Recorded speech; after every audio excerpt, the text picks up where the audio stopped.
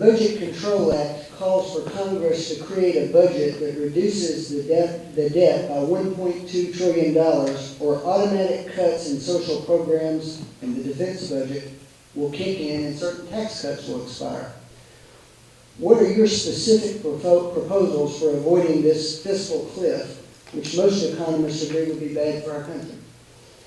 Well, as you all know, I voted against the bill that raised the debt ceiling and gave us a sequester. I did not have faith in a super Congress of 12. I do not believe in delegating the 3rd District's Congress vote to a panel of 12. We have 435 members of the House, 100 members of the Senate. It was not designed that way by our founding fathers, so I did not want to see that taken away. But what I think we need to do is this.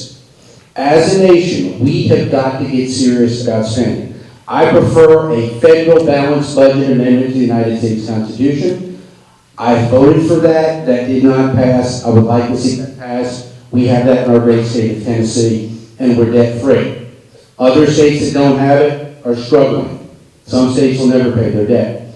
So what we really need to do is get a hold of mandatory spending programs, reform them to preserve them, and then look at solutions like I had. I had the Freeze of Government Spending Act of 2012, my bill out there. And what it did was it cut discretionary spending, which is 1/3 of the federal budget, to pre-President Obama levels, and then froze spending for 10 years. We've got to get serious about deficit spending in this country. Our #1 foe is the national debt.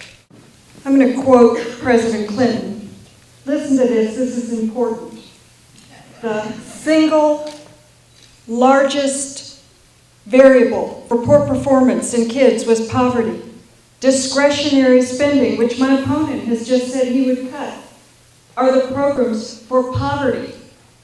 Those are our SNAP programs for food stamps, our reduced or free meals for kids at lunch. Those are the programs for the old folks who have gone through the spin down, can no longer live alone and now live in a nursing home. My opponent has voted to cut those discretionary programs by 30% over the next 10 years. Well, we said we're talking about children. Then if we're talking about children and how they succeed, they don't succeed if they stay poor, and they don't succeed if they're hungry.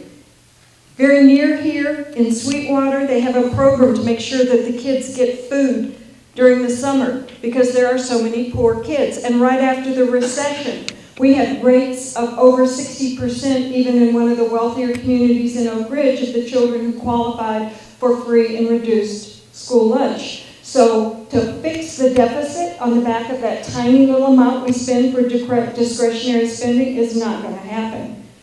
Now, with respect to our sequestration or the fiscal cliff, we certainly need to increase taxation on those who make over $250,000 a year. Why not? Because they don't want to. They want to keep all of their money. Well, guess what? They need to spend some of it here to help eliminate poverty, to help raise the minimum wage, to help build our roads, to help build our lock. They need to pay their fair share of taxes. And if they want to harbor their money in the Cayman Islands, let them give up their U.S. citizenship and move to the Cayman Islands.